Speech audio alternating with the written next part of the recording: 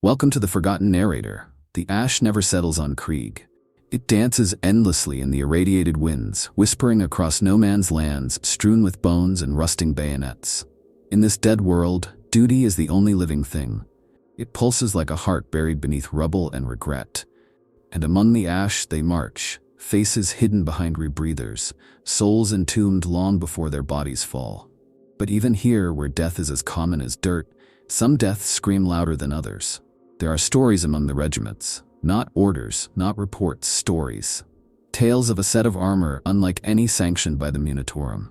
Too ornate, too heavy with meaning, too soaked in shadow, its presence unrecorded, its movements undocumented, yet it always finds a wearer, always a commissar, always silent. And once worn, the commissar does not shout, does not threaten, does not execute, he merely leads. Leads from the front. Leads through fire and ruin, never pausing, never retreating, always walking into the maw of hell. And he dies. Every time. But the armor is recovered. Every time. Some say it is cursed. Others whisper it is blessed in a way no sane mind should understand. All agree on one thing. It changes those who wear it. Makes them more than human, or less. Now we ask, did this relic of ruin turn Krieg's commissars into suicidal fanatics? Or did it merely show them what they already were? Krieg was not always the tomb world we know it to be. There was a time, distant, obscured by centuries of sanctioned silence, when its skies were blue, its cities bustling, its people proud. But pride in the Imperium is often a mask for heresy. In the waning years of the Horus Heresy's echo, Krieg's ruling class turned its back on Terra. Civil war ignited like a virus in dry lungs.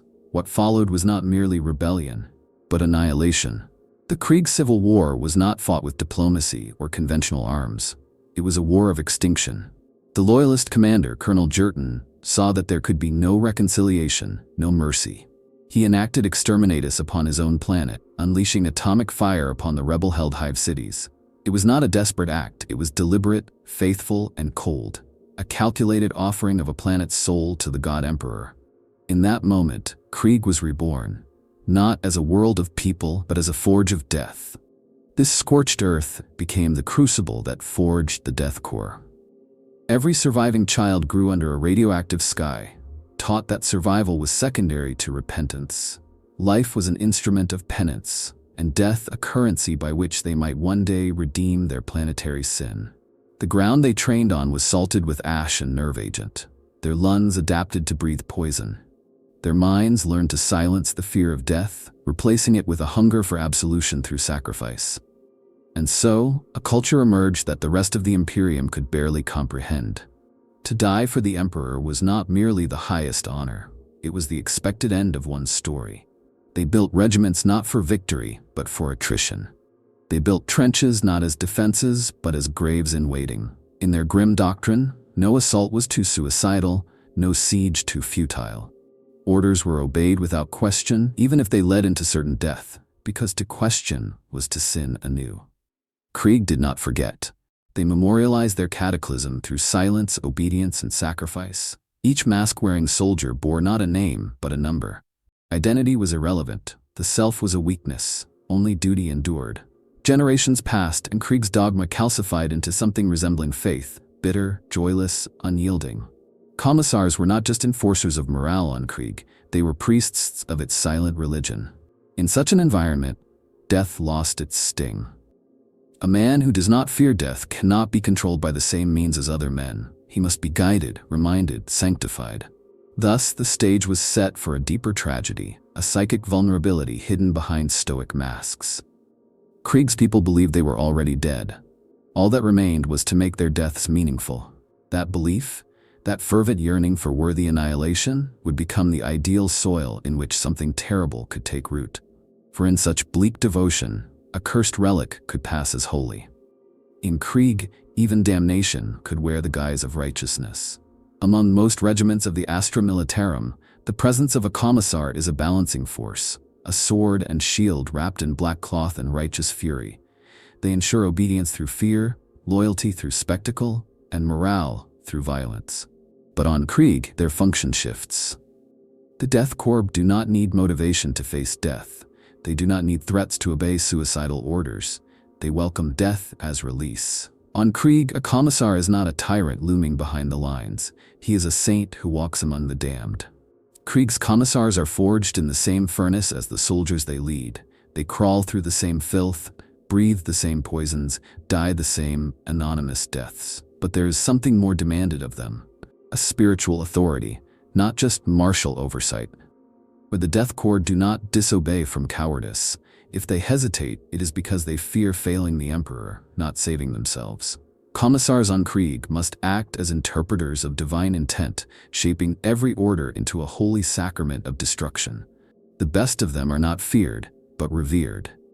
Their bolt pistols are rarely fired in anger toward their own, not because the threat is idle, but because such executions are almost never required. Instead, they lead charges into entrenchments soaked with chemical gas and viral rot, not with shouts of glory, but with silent, unwavering presence. They are the embodiment of Krieg's highest ideal, to give everything without complaint until nothing remains. Yet there is a strange tension in their role. The commissar is supposed to represent terra, the ideals of the Imperium, the unyielding will of the officio perfectus. But on Krieg, that identity blurs. The soldiers see their commissar not as an outsider sent to enforce order, but as a fellow penitent, another vessel emptying itself in service of absolution.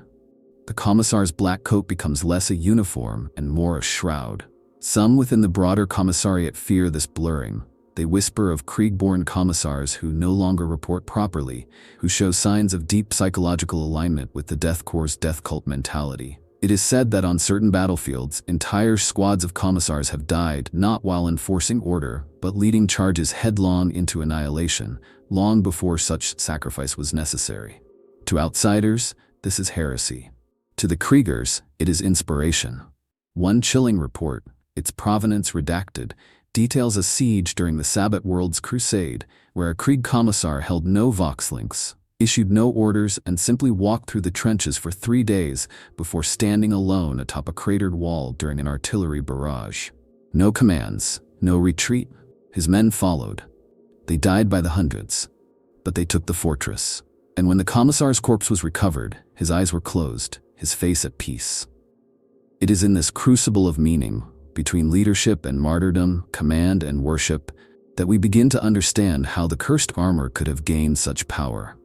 Not merely because it adorned leaders, but because on Krieg, the commissar is already a symbol of willing death. If the armor twisted them, it did so by playing a note already present in their soul. It did not invent suicidal fanaticism. It may have only amplified it, made it holy, made it impossible to resist. The siege of Vrax was an echo of Krieg's own damnation, a planet-wide apocalypse measured in meters gained and millions lost. Among the endless rotations of fire and steel, the 88th Siege Regiment became infamous even by Krieg standards. Hardened, voiceless, and unrelenting, they moved through trench networks like specters, unbothered by attrition that would have broken lesser men. And from this regiment arose the first whispers of the armor. Though in those days, it was not yet called cursed. It began with a commissar known only by his rank and a triple-digit identifier lost to time. No name, no face, just an aura, a presence. He did not raise his voice, nor brandish his bolt pistol. He simply moved forward, always forward. Whenever he was present, casualties increased, but so did victories. Where his boots tread, morale held. Not through inspiration, but compulsion. He wore armor distinct from regulation. A greatcoat over a carapace with unusual features. Bone-white plating laced with crimson filigree, and aquila etched in charred metal. Skull motifs that seemed too detailed, too ancient. At first it was assumed to be a custom Forge World issue, perhaps sanctioned through some forgotten campaign commendation. But when he disappeared, everything changed. During the height of the Vraxian counteroffensive, a section of the 88th's front collapsed. Artillery craters swallowed squads whole. Vox lines died, units were overrun. And then from the smoke, the commissar emerged alone, leading a charge. His armor was cracked and smeared with blood. His eyes, it was said, glowed faintly behind his mask. He said nothing, no rallying cry, no invocation, just a slow, deliberate advance. The charge succeeded, but the commissar was not found among the dead or the living. His armor was buried in mud, half melted, still radiating an unnatural warmth, and someone else wore it soon after. That was the beginning of the pattern. Each time the armor surfaced, a commissar donned it, always of Krieg, always in times of catastrophic need. And each time that commissar ceased to speak, ceased to command, they simply acted. Charges led with no tactical sense. Suicidal breaches that somehow worked. Deaths that transcended death, turned into symbols so powerful that squads surged forward in silent homage as if possessed. No records officially acknowledge the armor. It does not exist in Munitorum manifests, nor in quartermaster requisitions. But the 88th whispered of it as the Soul Steel. Others called it the Emperor's Wound, but most just called it the Cursed Armor. Passed in darkness, worn in silence, retrieved from blood. It disappeared from Vrax at the end of the campaign. No trace, no confirmation of destruction. But in subsequent sieges, Callista and Hrax Theta 9, its design appeared again. Photographs censored, witnesses reassigned, reports lost, and always it found a new commissar. Always one who had already died in spirit. In each appearance, the armor changed slightly. Bone motifs darkened, scrollwork deepened. Some say it adds new names to its surface after each battle. Names of those who died nearby. Some even claim the armor moans at night, or whispers the Emperor's creed in a voice not quite human. Its origin remains debated. Some claim it was crafted by a loyalist tech priest who saw martyrdom as divine. Others suggest it was recovered from a corrupted forge world, sanctified through Krieg's unyielding faith. But its first wearer, the Commissar of the 88th, remains a blank. A ghost. His story ended, yet the armor carries on, weaving his unspoken legacy into each new wearer like a thread of inevitable death. The armor is unlike anything prescribed by the Mechanicus or the Departamento Munitorum. At a glance, one might mistake it for an ornate variation of standard-issue carapace, perhaps granted as a commendation. But closer inspection dissolves that illusion. It bears no forge stamp, no serial numbers. Its materials resist analysis. Metal that seems to drink light, lacquer that does not chip, filigree too fine for mass production. It is not ceremonial. It is not practical. It is a sermon in steel. The dominant color scheme shifts depending on the lighting. Bone white under the moons of Krieg, but a blood-dark bronze under Hive city lamps. Across its surface, reliefs of skulls emerge not as decorations, but as contours of the structure itself, as though the armor grew them rather than bore them. Some are human, others are ambiguous. Animal, Xenos, perhaps even daemon-kind, though none would dare commit that to record. Around the collar, etched in High Gothic, is a phrase misquoted from the Lectitio Divinitatis. Only in death is redemption earned, but in deathless duty lies truth. It is not a sanctioned variation. The phrase suggests eternity within sacrifice, a subtle, chilling inversion of the Imperium's usual martyrdom theology. Some have called this inscription heretical. Others have said it is truer to the soul of Krieg than anything written by administratum scribes. Its pauldrons are oversized, bearing not the Aquila but a skeletal version. Wings fractured, heads bowed. One is crowned in thorns, the other is eyeless. On the chest, where a purity seal might rest, there is instead a hollow socket. A slot not for parchment, but for something else. A relic, a shard? Some say a fragment of the first commissar's rib, others a sliver of wraithbone stolen during the cleansing of an Eldar ruin. None agree. No one can remove it. Most haunting of all is the backplate. Unlike traditional carapace, it has vertical slits where air circulators should be, yet emits no sound. Instead, at times it seems to echo the ambient noises around it, a mimicry of war. Shell blasts, distant screams, vox static, but only when no one is watching directly. Some have likened it to the auditory equivalent of demonic flicker. Despite its bizarre design, the armor functions flawlessly in battle. It resists energy discharges far beyond normal tolerances. Las blasts dim against it. Chain blades fail to bite, yet it seems to offer no weight reduction or comfort. Those who have handled it say it is impossibly heavy, yet those who wear it move without strain, as if it chooses its bearer, or as if it feeds off them. The most disturbing detail, however, lies in the gauntlets. Each finger ends in an iron claw, not sharp but blunt, almost ritualistic. Engraved upon each knuckle is a numeral 1 through 10. Some speculate it's a counting device, others believe it marks the wearer's lives spent. Still others claim it's a code meant for someone or something that watches from beyond. To some, the armor is a relic of forgotten glory. To others, it is a warning, walking proof of what happens when grief is forged into doctrine. It does not radiate corruption, not in any way that the Ordo Hereticus can prove. It passes purity scans. It bleeds no warp energy. But those who see it know, deep in their bones they feel it. This armor was not made to protect. It was made to judge. And every commissar who wears it is both executioner and condemned. The first to wear the armor after the siege of Vrax was Commissar Vhorton, a man with a reputation for extreme composure. Stationed during the protracted battles of Theta 9, Vhorton had distinguished himself not through fervor, but through restraint. He was known for calculating resolve, issuing execution only as ritual necessity, never cruelty. When the armor surfaced in the aftermath of a tunnel collapse, dragged from the rubble of a long-forgotten supply depot, Vhorton took it without ceremony. No requisition, no report. He donned it during the next deployment, and from that day, never spoke again. The transformation was immediate and disturbing. Vhorton began to isolate himself from command staff. He refused Vox communication. He led charges without authorization, walking ahead of his troops in silence. Not running, walking, through fields of promethium fire and shrapnel. The soldiers of Theta 9 followed him not out of loyalty, but something closer to spiritual paralysis. They could not disobey, they could not look away, and they died in droves, yet always broke the enemy line. Always. Vhorton's behavior escalated over the following months. He ceased all written reports. He began carving sigils into trench walls using the blunt claws of his gauntlets. These sigils were not recognized by the Ministorum, nor the Mechanicus, nor any sanctioned lexicon. They bore resemblance to some of the forbidden runes from pre-Unity Terran death cults, but with a distinctly modern flair. Some theorized Krieg's own ecclesiarchy had hybridized them into a grim private liturgy. Eventually, Vhorton walked into an enemy-held hive spire alone. No reinforcements, no artillery support. He was seen entering through the east gate as the sun rose. By dusk, the hive's power grid failed. Vox traffic from the enemy ceased. A lone stormtrooper unit entered after dark to confirm the kill.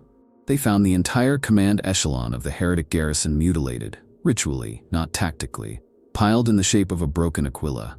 Vhorton's armor stood upright in the middle of the room, empty. There was no body, no blood trail, just silence. And then the armor vanished. The same pattern repeated with others. Commissar Yalor during the siege of Torsk Hive, Commissar Dren on the ice world of Ulrax. Each time, the armor appeared following a major catastrophe, mass casualties, crumbling morale, tactical desperation. Each wearer became mute. Each launched suicidal offensives that somehow turned the tide. Each died, but each death left no trace, only the armor, left standing, always undamaged, always waiting. Soldiers began leaving offerings before the armor was donned.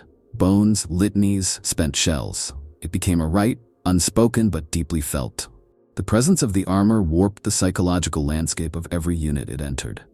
Discipline grew tighter, obedience became dogma, and commissars who had previously enforced order through violence began to enforce it through example. Horrifying, absolute example. A single recorded instance details Commissar Koras standing motionless for 12 hours under sustained artillery bombardment. His regiment held the line, unmoving, matching his stillness. They took 93% casualties. They did not retreat. The armor was recovered. Koras was not. What unites all these accounts is the eerie absence of failure. Every wearer succeeded, at least in the narrowest military terms. Objectives taken. Enemies routed. Positions held. But the cost was inhuman, the toll metaphysical. Every commissar who wore the armor burned through their existence like a flare, as if the armor demanded not just victory, but purity of self-annihilation. Some now believe the armor is not cursed, but alive in some fashion, alive and hungry for martyrdom. It does not possess its wearer, it reveals them. It amplifies what is already within them to unbearable extremes. It is not a tool, it is a crucible. And in that crucible, even the most stoic commissar is forged into something terrifying, a relic of flesh and steel and silence. The nightmares began as whispers. Soldiers stationed near the armor reported troubled sleep. Visions of burning trenches, of commissars marching headless into fire, of the emperor's face weeping blood. These were brushed off at first, assumed to be the natural byproduct of Krieg's relentless war zones. But the pattern persisted. The dreams followed the armor, not the battlefield. and always they centered around silence. One psyker attached to the 144th Siege Regiment, sanctioned and lightly dosed for empathy, reported that the armor sang when left unattended. Not audibly, not through the ears, but inside the mind. A low, droning hymn of sacrifice. He described it as a chant that began in the voice of his mother and ended in the voice of a dying god. After this, he bit off his own tongue and had to be restrained indefinitely. Other troops began reporting more mundane but equally disturbing incidents. Waking to find themselves standing at attention without memory of rising, or writing symbols in the dirt while fully conscious but unaware. One junior officer claimed the armor had spoken to him during a maintenance rotation, instructing him to bury a live grenade in the trench wall so the dead would have something to remember him by. He was summarily executed for heretical instability. What's more chilling is how each new wearer began exhibiting similar behavior long before donning the armor. Days or weeks before it appeared, they began to change. They grew quiet, withdrawn. They took unnecessary risks. Some began sleeping in the open, exposed to shellfire, as if daring the universe to test their resolve. A few even refused food or water unless offered directly by the regimental chaplain. The armor's influence extended beyond the individual. Entire units began adopting strange habits: mass silence, synchronized prayer at odd hours, rituals involving spent shells or strips of flayed uniform. A unit of trench engineers was observed building a bunker with a deliberate architectural flaw, a collapse point designed to crush them all if triggered. When questioned, they said it was in case redemption needed proof. Perhaps most disturbing were the rumors of hallucinations experienced by those who gazed upon the armor for too long. One medical officer described seeing the Emperor's face reflected in the breastplate, except it was broken, with iron nails driven into the brow and tears of molten silver running down the cheeks. A scribe from the commissariat claimed the armor changed shape when unwatched, growing heavier, more ornate, as though feeding on nearby deaths. Then there were the dreams shared across multiple regiments. Troops who had never met, never served together, yet described the same vision: a battlefield of bone, a throne of rusted iron, and a faceless commissar standing alone beneath a shattered sky, arms outstretched as the world burned around him. Inquisitorial attempts to investigate these phenomena met with resistance, not from local commanders, but from the commissars themselves. Reports were lost, witnesses transferred. Even those who tried to record or sketch the armor directly found their documents corrupted, ink bleeding into shapes resembling skulls or thorns. One sketch artist reportedly gouged out his eyes after completing a charcoal rendering, screaming that he had seen the soul beneath the steel. It is unclear whether the armor causes these visions or merely awakens something latent in those who serve near it. What is certain is this: it alters perception. It warps faith into something raw, urgent, unfiltered. It makes men see death not as an end, but as a message, a language they must learn if they hope to understand the Emperor's final will. For most of the Imperium, suicide is heresy. The Emperor requires service, not surrender. Death must be earned through battle, not sought through despair. But Krieg is different. On Krieg, the line between martyrdom and suicide is as thin as a trench line before dawn. And for those who wear the cursed armor, that line becomes invisible. The commissars who donned the armor did not die accidentally. They chose death, not as escape, but as act of devotion. They walked into annihilation, not because they gave up, but because they believed their death would mean something more than their continued existence. And in their eyes, the Emperor demanded it. What began as duty evolved into theology. The armor, in its mute authority, seemed to unlock a deeper creed, one not written in the ecclesiarchal canon, but inscribed in blood and ash. A belief that the ultimate expression of loyalty was not leadership but self-destruction, not command but obliteration, not victory but martyrdom. Commissar Dren was among the first to vocalize this theology, though only in the margins of his personal journal, recovered posthumously from the ice fields of Ulrax. In half-frozen script he wrote, "The Emperor does not wish my survival. He wishes my flame to illuminate others." And illuminate he did, charging alone across the frozen strait under enemy fire, his death inspiring an entire regiment to abandon cover and take the objective with bare hands and bayonets. This theology spread not by doctrine, but by example. Every wearer of the armor became a walking sermon. Each act of suicidal valor was not madness, but liturgy. Soldiers began referring to these acts with reverence. The final step, the emperor's embrace, the ash baptism. Entire platoons would perform rites before battle, mimicking the gait and silence of the Commissar in hopes of earning similar salvation. Even those outside Krieg began to take notice. A regiment from Cadian stock reported a disturbing shift in belief after witnessing one such event. The soldiers, though victorious, were shaken, not by the horror, but by the purity of it. One Vox operator was quoted saying, "I have never felt closer to the Emperor than when I watched that man burn." The ecclesiarchy attempted to intervene, sending missionaries to reassert traditional doctrine. Most were politely ignored. A few were found dead, suicide by last pistol, according to official reports, though the angles were often suspect. One chaplain is said to have lost his voice entirely after attempting to preach that survival was sacred. He returned to Terra, mute and trembling, refusing to speak of what he saw in the Commissar's eyes. The armor's theology carried a perverse elegance.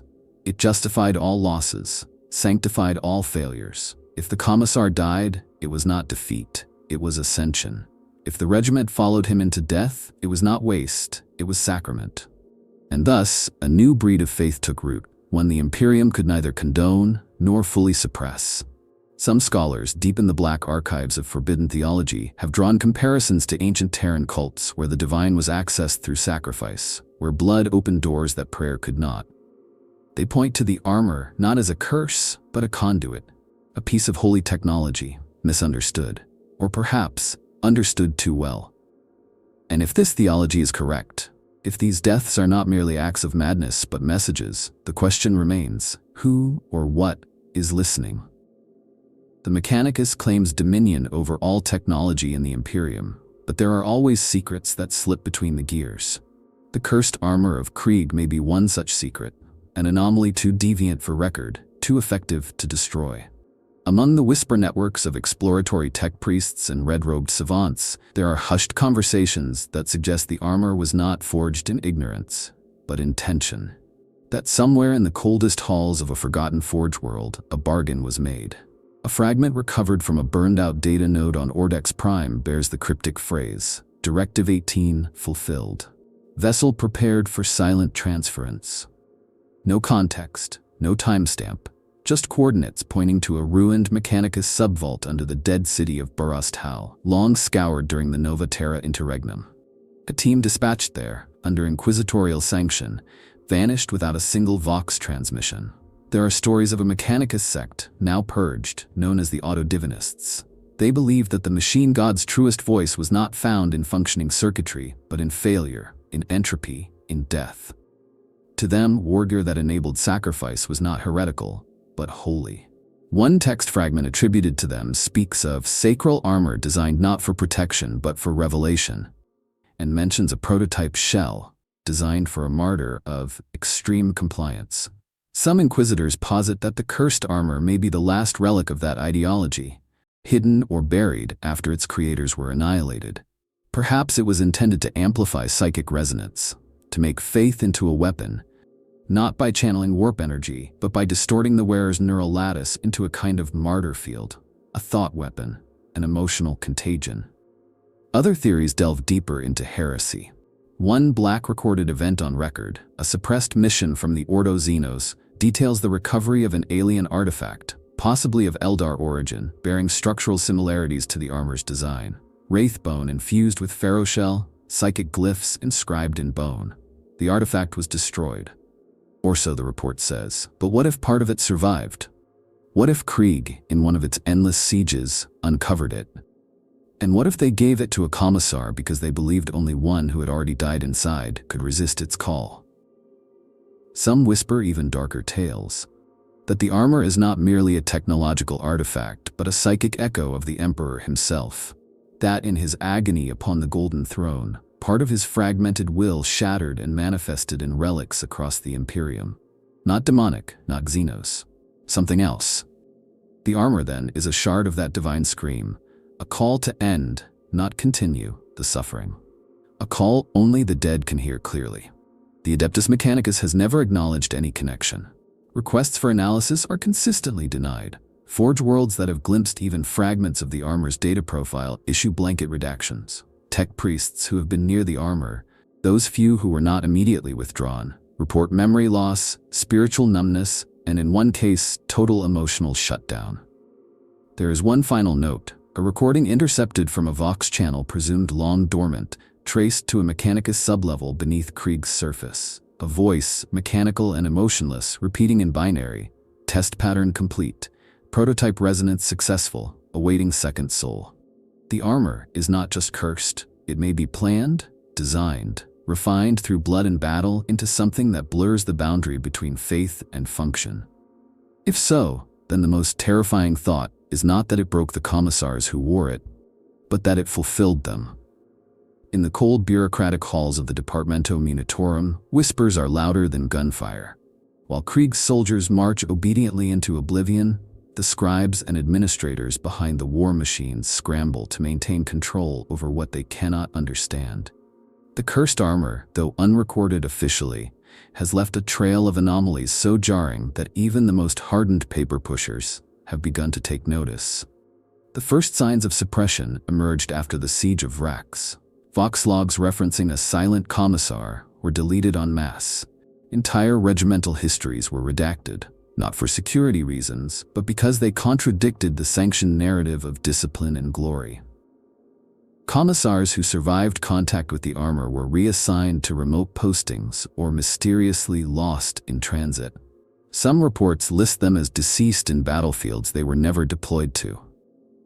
One internal document, marked Praefectus Obscura, notes a recurring pattern. Regiments exposed to the armor showed statistically higher combat effectiveness, followed by catastrophic morale degradation within 6 months of the armor's departure. Suicide rates doubled. Spiritual audits flagged increased heretical deviation scores, though without any identifiable doctrines. The conclusion was chilling. The relic inspires victory through contagion of martyrdom. Long-term exposure deconstructs hierarchy of fear and command. That phrase alone, contagion of martyrdom, was enough to trigger the involvement of multiple commissariat review boards, yet none would address the phenomenon openly. Instead, policies changed. Armor requisitions were tightened. Post-deployment psychological screenings for Krieg regiments were quadrupled in length, yet the armor was never mentioned by name. Vox records that included unsanctioned theological terms such as ash baptism or the silent march were filtered by new algorithms. Entire data nodes were wiped clean and purified. Yet, ironically, these attempts to suppress the armor's legend only reinforced its mystique. Among Krieg's regiments, the silence of the Munitorum became proof of the armor's sacred status. If even Terra's scribes feared it, then surely it was divine. A few rogue scribes and lex mechanics, too curious or too faithful, tried to catalog the armor unofficially. One such document, codenamed Thornglass, compiled 97 instances of presumed sightings. The document was recovered in fragments from the wreckage of a lost transport vessel en route to Segmentum Obscurus. Most of the data was corrupted, except for one line, repeated over and over in binaric script. We silence the relic because we cannot silence its truth. Even more damning are the rumors that the Ordo Hereticus itself intervened, not to destroy the armor, but to study it. There is a theory, whispered only in the deepest sublevels of the Scholastia Psychana, that a faction within the Inquisition views the armor not as a liability, but a potential tool. That in the age of declining faith, of faltering planetary compliance, the emotional gravity of the armor might be weaponized, deployed as a divine virus to catalyze loyalty through shared annihilation. And perhaps the most haunting suggestion comes from a deleted transcript between two high-ranking Munitorum officials. We cannot control who wears it. Then don't try, let it choose. You're saying, I'm saying it does what we wish we could. It kills them. Beautifully. There is no official record of this conversation, but that doesn't matter. On Krieg, records are irrelevant. Belief is all. And the belief that something is so holy it must be hidden, so pure it terrifies the very machine that birthed it, makes the cursed armor not just a relic, it makes it a revelation. They gather in the quiet, not officially, not in any recorded rite or codified cult. But they gather. They wear no special symbols, bear no unique rank. They are simply soldiers, Kriegers, mostly, who have seen the armor, or followed it into fire, or watched their commissar disappear inside it. They call themselves nothing, and that is perhaps the most Krieg thing of all. But to outsiders, those few who know of them, they are whispered as the cult of the final charge. Their rituals are not open. They do not meet in cathedrals. They congregate in ruined dugouts, in collapsed bunkers, in the burned-out husks of transport carriers. There is no formal initiation. You join by surviving the presence of the armor, surviving the silence it brings, and by believing, truly believing, that the way forward is not through strategy or logistics, but through complete annihilation of the self. The cult does not seek recruits, but it grows. Members often tattoo themselves with the last words of fallen commissars, if such words exist at all. More commonly, they ink themselves with the date and time of the last known charge. Some etch silent prayers into their armor or weapons, jagged spirals, broken aquillas, symbols that look like clawed hands reaching toward a sun that no longer shines. There is no hierarchy, but certain individuals are followed instinctively. Those who have walked the line closest to the armor. They speak rarely. When they do, it is in fragments, riddles, often in riddled High Gothic. One infamous figure, known only as the Ash Saint, was said to have buried every member of her platoon personally after they followed the armor into a charge. She carved their names into a Prometheum tank and lit it aflame. She survived the explosion and was never seen without burn scars from throat to hip. Soldiers knelt when she passed. None dared speak to her. The cult of the final charge performs rites before battle, ritual silences, synchronized steps, recitations of death dates. Some carry bones of former commissars, sealed in prayer lockets. Others keep journals filled with death scenarios, fantasies of glorious ends. They do not plan to survive. Survival is shame. One of the most curious aspects of this cult is their interaction with the armor when it reappears. They do not claim it. They do not fight for it. They wait, and the armor chooses. Always one of them. Always someone already halfway into death. The chosen rarely speak again. They become hollow, vessels of purpose, leading their comrades with neither command nor question. This passive devotion, the willingness to die not just for the emperor, but to vanish completely into the myth of the armor, has alarmed even Krieg's own chaplains. Attempts to suppress the cult within the regiments have failed. Too many see it not as heresy, but as the logical endpoint of Krieg's doctrine. Why fight to live when death is the offering that matters? Some say the cult is expanding beyond Krieg, that Cadian regiments exposed to the armor began displaying similar behaviors, that even within the ranks of commissars across the Segmentum Tempestus, there are those who hear of the armor and begin to prepare themselves, fasting, praying, writing final letters to no one. There is no proof, no hard evidence, but the belief persists that somewhere beneath the mud and steel, a new faith is rising, a faith with no salvation, no reward. Only silence and the fire that follows it. The cursed armor of Krieg exists in a strange liminal space between truth and myth. Officially, it does not exist. Unofficially, it's a battlefield legend, told in hushed tones by soldiers around rad-scorched campfires or between whispered litanies in trench cathedrals. Yet the impact it has left is undeniable. It has bled into the culture of Krieg, and in some ways, become its unspoken soul. Veterans who never wore the armor claim to have seen it once, just once, during their service. Always from afar, always at a moment when defeat seemed certain, and always followed by silence. Some remember nothing after that. Others recall charges they had no memory of initiating, wounds they didn't feel until the battle was over.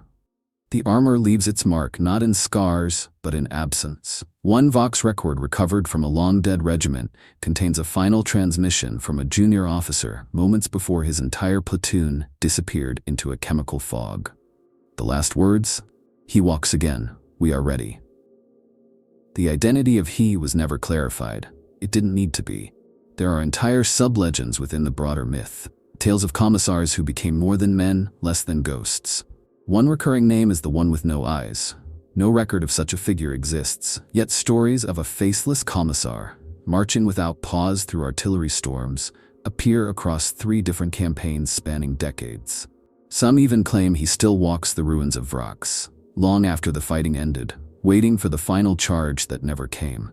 Then there are the symbols, repeated across hundreds of regimental graffiti markings: a skull with a broken aquila above it, a pair of boots beneath a weeping sun, a bolt pistol laid across a silent rebreather. None are standard. All are linked to the armor in some fashion, though each origin is contested. These images are scratched into ammo crates, drawn in blood on bunker walls, etched into fallen helmets. They are not rebellion, they are reverence. And yet, for all its mythic weight, the armor itself remains elusive. No one can say where it is now. Some believe it was lost during the collapse of the Ferris Trench front. Others think it was sealed beneath high Vhorton after a failed exterminatus attempt. A few claim it walks still, between battlefields, seeking the next soul who will wear it and not question why. Perhaps it is not armor at all. Perhaps it is a state of being, an inevitability that finds those who already believe they are dead. Perhaps the stories are not about a relic, but about Krieg itself. The armor becomes a mirror held to the heart of a dying world, reflecting not corruption, but a clarity so sharp it cuts. And that, more than anything, may be the reason it persists. It tells the soldiers of Krieg what they already suspect, that death is not the end, it is the point. The armor does not offer comfort, it offers meaning. In a galaxy of madness and decay, that may be the most dangerous gift of all. So we return to the question: did the cursed armor turn Commissars into suicidal fanatics, or did it simply find those who already were? There are moments in Warhammer 40,000 that shine not with light, but with the weight of unspeakable devotion. The cursed armor of Krieg is one of those moments.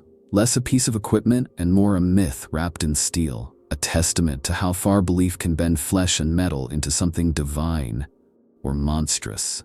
It has never been mass-produced, never replicated, never even acknowledged in the Administratum's endless ledgers. And yet, it has shaped the deaths of thousands, not with firepower, but with meaning. To understand the armor is to understand Krieg, a world that burned itself to the ground in penitence, a people who do not fight to survive, but to atone. In this crucible, the armor did not twist minds, it found them ready. The Commissars who wore it were not corrupted, they were fulfilled. They were what Krieg always intended, the perfect sacrificial icons of a world that worships silence, death, and the Emperor in equal measure. The armor doesn't speak, it doesn't pulse with demonic energy, it does not scream in Vhorton, it simply stands, waiting. It doesn't need to shout, it knows the faithful will come, they always do. And what of those outside Krieg who learn of it? Those who see its shadow on a data slate, who hear the fragmented prayers of its former wearers on corrupted Vox channels? They are changed too, because the armor in its stillness holds up a mirror. Not to chaos, not to heresy, but to what it truly means to serve the Imperium when all hope is ash. Perhaps that's the deepest terror, not that the armor is cursed, but that it is righteous. So yes, it turned Commissars into suicidal fanatics, but only because they already believed that death was the highest duty. It just gave them the armor to match their faith. And maybe it still waits. Somewhere beneath a trench choked with bones, or walking across the stars on a ghost ship. Maybe its next bearer has already been chosen. A Commissar, weary of war, tired of speaking, aching for silence. Maybe he's reading a forgotten report right now, running his fingers over the sketch of a skull-faced plate and wondering why it feels like coming home. In this galaxy, there are no happy endings, only echoes. And this armor? It echoes louder than most. In the shifting no man's land between war and myth, the cursed armor has done more than shape battles. It has begun to shape memory itself. Its legend seeps through the cracks of official history, bleeding into the identity of Krieg's regiments and bleeding out into other forces as well. There is a growing body of evidence, informal and often buried beneath bureaucratic rot, that suggests the armor's influence extends beyond the battlefield. It has become an idea, and like all dangerous ideas in the Imperium, it cannot be contained by steel or silence. Among the Death Corps, veterans often describe an unease they can't explain. They return from campaigns where the armor made its appearance and find that nothing feels quite real anymore. Colors are duller, voices quieter. They dream of trenches they never served in, faces they've never seen. One veteran wrote in his debriefing, "I came home, but I left myself back there, under the Commissar's gaze. I haven't spoken since. There's nothing left to say. It's not just those who fight beside the armor, it's those who hear of it. Across other regiments, Vostroyan, Mordian, even Talern, there are reports of soldiers forming silent prayer groups, enacting mimicked rituals, or requesting transfer to Krieg-based command structures with alarming frequency. A Cadian sergeant was executed after he began teaching his squad to walk without rhythm, to speak only when spoken to, and to repeat the phrase, "Only in flame do we shine." None of these acts were part of sanctioned doctrine. All of them resembled the behavior of units affected by the armor. The idea is spreading. The armor is becoming a symbol, something larger than its metal frame. Some officers fear that it may be forming a new archetype within the Imperial psyche, not just the martyr, but the preordained sacrifice. A figure who doesn't just accept death, but seeks it, builds himself for it, and leads others into it like a conductor of a final silent symphony. This is more than psychological contagion. There are whispers, unproven, terrifying, that the armor is beginning to affect time and memory. Several Krieg regiments now refer to events that have no official record, engagements where commissars in bone-colored armor led charges into strongholds that never existed, sieges that ended in flames where no orbital scans ever reported conflict. These false memories are spreading like radiation. Soldiers speak of watching battles they were never part of. Entire companies believe they were present at the Siege of Rocks, despite having been deployed light years away. Even the Ordo Chronos, rare and reluctant as they are to weigh in, have flagged one chilling anomaly. A report dated 4 decades ago, describing an armor that matches perfectly with an image captured last month during the Uralix incursion. The timestamps match down to the hour. It is as if the armor is unstuck in time, or worse, outside it. Not bound by cause and effect, but operating according to a logic all its own. The Inquisition has quietly debated the possibility that the armor is not a relic, but a recurring phenomenon, that it appears not because it travels, but because it manifests wherever belief reaches a certain saturation point, like a psychic echo made solid, given mass by collective will. In that view, the armor is not an object, but a consequence, an inevitability in a universe where martyrdom is the only constant. This theory carries dire implications. If the armor is not singular, if it can reappear anywhere, faith and despair converge, then there may be no stopping it, no ending it. It will not be contained because it is not a thing, it is a moment. A final charge written into the script of war, recurring endlessly across planets, across centuries. It finds a commissar, it wears him. It leads one last assault, and then it disappears until another regiment, another soldier, believes hard enough to summon it again. And if this is true, if the armor is becoming myth made manifest, then it poses a threat far greater than any weapon or Xeno's incursion. Because the armor does not kill armies, it kills meaning. It convinces soldiers that nothing matters except how they die. Not what they achieve, not what they build. Only that their death is pure, obedient, and beautiful. Some within the Scholastica Psychona fear the armor is evolving into a psychic anchor, a gestalt thought form born from Krieg's millennia of suicidal dogma. They theorize that every time the armor reappears, it draws power not from the warp, but from belief itself. That the commissars it chooses are not victims, but conduits. That the armor is not possessed, but possessing us. So now, it is not just Krieg watching the horizon for its reappearance. There are new reports from distant campaigns, hive worlds under siege, moons collapsing in chemical fire, where lone figures in bone armor have been seen once more. The Imperium denies, the regiments pray, and somewhere, deep in the trench lines of a war yet to begin, a soldier dreams of dying well. There is a theory, quiet and barely spoken, that Krieg itself is not just the birthplace of the armor, but its anchor.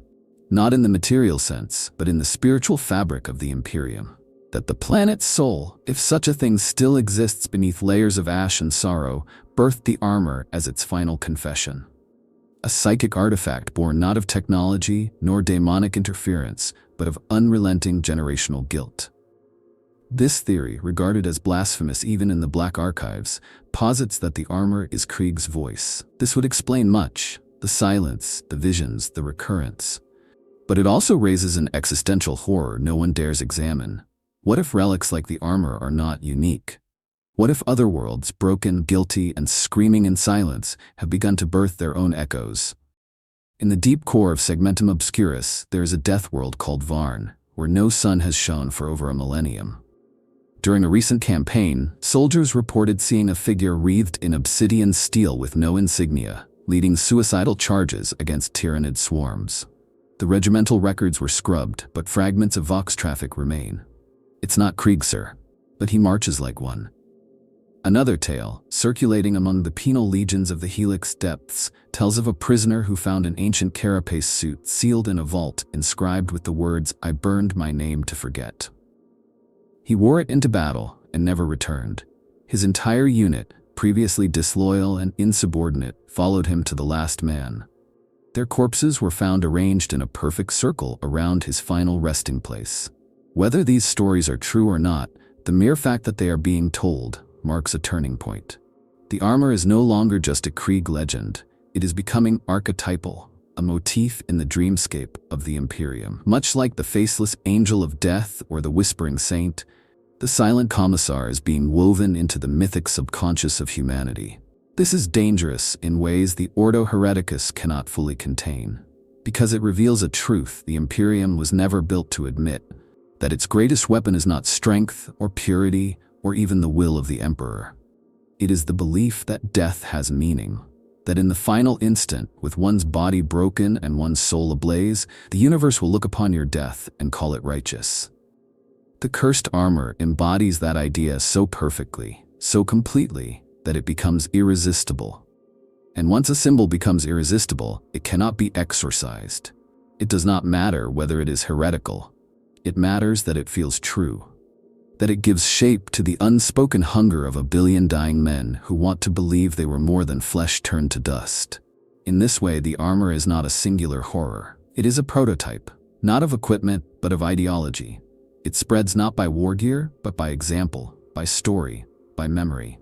It bleeds backward into history and forward into prophecy. In this framework, every commissar becomes a candidate, every battlefield a stage, and the question shifts from where is the armor now, to how long before another one is born. And that question leads us to the darkest realization of all, that the cursed armor may never have been made in a forge. That no tech priest ever hammered its plates or inlaid its inscriptions. That it is not a relic, but a reflection. A mirror held up to the Imperium at its most honest, most broken, most devout. In the end, the cursed armor does not haunt Krieg. Krieg haunts the armor. Silence is often mistaken for absence. In Krieg, it is doctrine. But in the presence of the cursed armor, silence becomes something else entirely. A force, a pressure, a law of reality that bends the world around it. It is not merely that the wearers of the armor do not speak. It is that everything near them seems compelled toward quiet, as if the universe itself recoils from acknowledging what is happening. Veterans describe this phenomenon not just as auditory stillness, but metaphysical suppression. Vox units crackle and fail, servitors malfunction, even prayers falter, priests forgetting their litanies mid-sentence, overcome by a weight they cannot name. One commissarial assistant, in the midst of cataloging a campaign's final rites, reportedly stopped writing mid-scroll and never resumed. When asked why, he simply said, he was speaking through dying. My words are dust beside that. There's an entire semiotic study, since redacted, written by a heretic scholar of the Lex Imperialis, that posited the armor as a linguistic null, that its presence cancels not just speech, but meaning, that the words one tries to say near it lose clarity, as though reality itself refuses metaphor in its presence. One segment of that banned work read, "Where the armor walks, language rots. Syntax phrase. All becomes action, stripped of ambiguity. Only death speaks clearly there." Such language is considered dangerously poetic by the administratum, yet soldiers who have survived near the armor often mirror these insights, unknowingly. In testimony after testimony, the same phrases appear. I forgot how to speak. Words felt blasphemous. Silence felt correct. This silence carries a theological implication many within the ecclesiarchy are terrified to confront, that the armor's silence is a purer form of faith. That in its presence, ritual and creed dissolve, and what remains is truth made flesh, obedient death without question or plea, a purity beyond scripture. Some regiments have begun performing pre-battle rites with no vocal components at all. No hymns, no blessings. Only synchronized movements, stillness, and quiet breath. These rites are not codified and their spread is untraceable. Yet across dozens of battlefronts, the same rituals appear. It is as though the silence is contagious. Inquisitorial reports note that in sectors where the armor has appeared, the linguistic patterns of entire forces shift. Officers issue fewer commands, vox traffic drops, calm silence increases.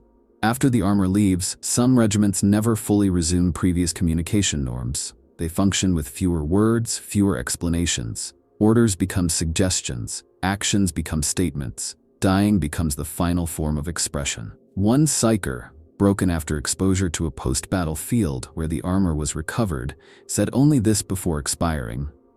It's not that the armor silences you, it's that it reminds you you are already silent inside. There are theories that the silence is a psychic construct, a pressure field generated by the armor's presence. Others believe the armor taps into the ancient Terran death cults that predated even the ecclesiarchal age, where silent sacrifice was the highest form of communion. Still others think it is something worse. Not that the armor silences reality, but that it drags reality into silence. That it is a wound in the structure of language itself, and by extension, in the structure of shared understanding. The ultimate fear is that this silence is not passive, but active, that it seeks to spread. That each death under its gaze is not an end, but a translation. A human soul, rewritten into the grammar of a larger sentence the Imperium has not yet learned to read. In such a theory, the armor is a page of that sentence, a clause in the Emperor's final sermon, and each wearer is a punctuation mark, an exclamation wrought in blood and steel.